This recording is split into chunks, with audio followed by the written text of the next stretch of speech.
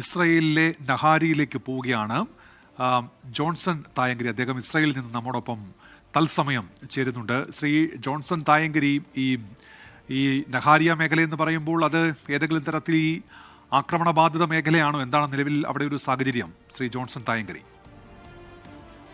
ആക്രമണ മേഖല എന്ന് പറയുമ്പോൾ ആൻഡ്രോമിന്റെ പരിധിയിൽപ്പെടാത്ത മിസൈലുകൾ ഇവിടെ ഒന്ന് വീഴാറുണ്ട്. പക്ഷെ എന്നാൽ പോലും ആ ഒരു സാഹചര്യങ്ങളിൽ നമുക്ക് ഷെൽട്ടറിലേക്ക് പോകാനായിട്ട് അലാറം മുഴങ്ങും. ആ സമയത്ത് നമ്മൾ ഷെൽട്ടറിലേക്ക് പോവുക.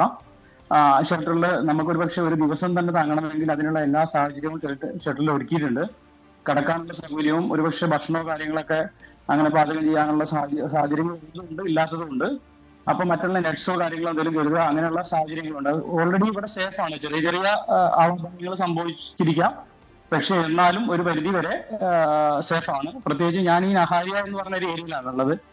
മറ്റുള്ള ഏരിയയിൽ നമ്മളെ സുഹൃത്തുക്കളുണ്ട്, അവരെ വിളിക്കുമ്പോൾ അവരും സേഫ് ആണെന്ന് പറയുന്നു. അതിന്റെ ഈ നഹാരിക്ക് അപ്പുറത്തേക്ക് ഒന്നാമത്തെ കാര്യം, ഈ ഒരു സാഹചര്യത്തിൽ നമുക്ക് അധികം പുറത്ത് ഇറങ്ങാനുള്ള സാഹചര്യമല്ല.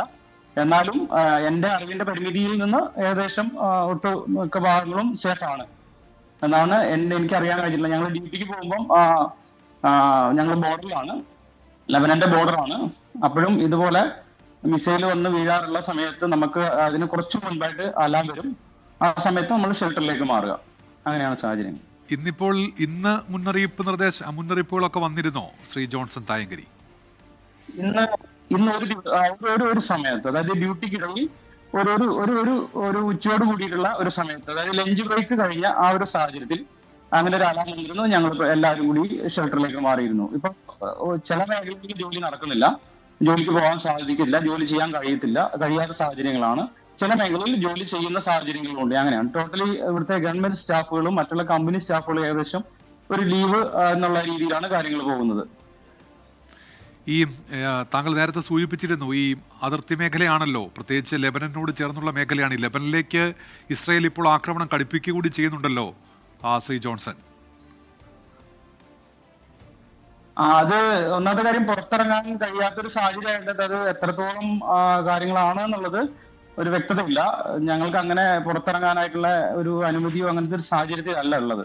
അപ്പോൾ അത് അത്ര വ്യക്തമായിട്ട് എനിക്കൊരു കാര്യം പറയാനായിട്ട് കഴിയുന്ന ഒരു അവസ്ഥയിലല്ല ഉള്ളത്. ഈ അവിടുത്തെ ഈ ജനജീവിതത്തെ ഇത് കാര്യമായി ബാധിച്ചു എന്ന് പറയാമോ? ഈ ഗതാഗത സംവിധാനങ്ങളെ, ഓഫീസ് പ്രവർത്തനങ്ങളെ, അങ്ങനെ ഈ ഇറാന്റെ യുദ്ധഭീഷണി അങ്ങനെ ഇസ്രായേലിനെ ബാധിച്ചിട്ടുണ്ടോ? പൊതുവിൽ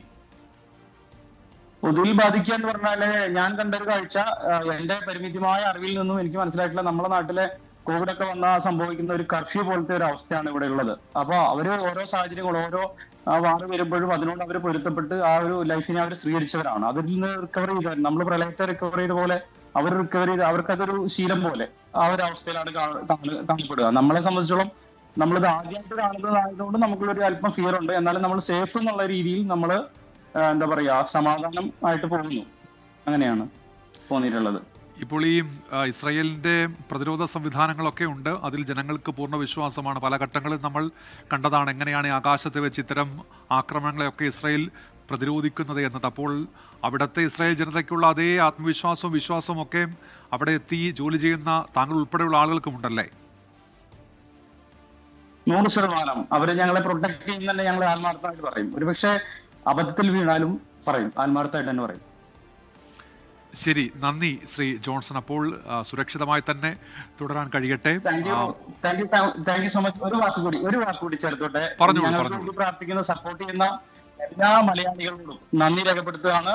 ഒത്തിരി മലയാളികൾ ഒരുപാട് സങ്കടത്തോടെ ഇരിക്കുന്നു. അവരോടൊക്കെ യാതൊരു കുഴപ്പമില്ല, സേഫാണ്. ഒത്തിരി സന്തോഷം.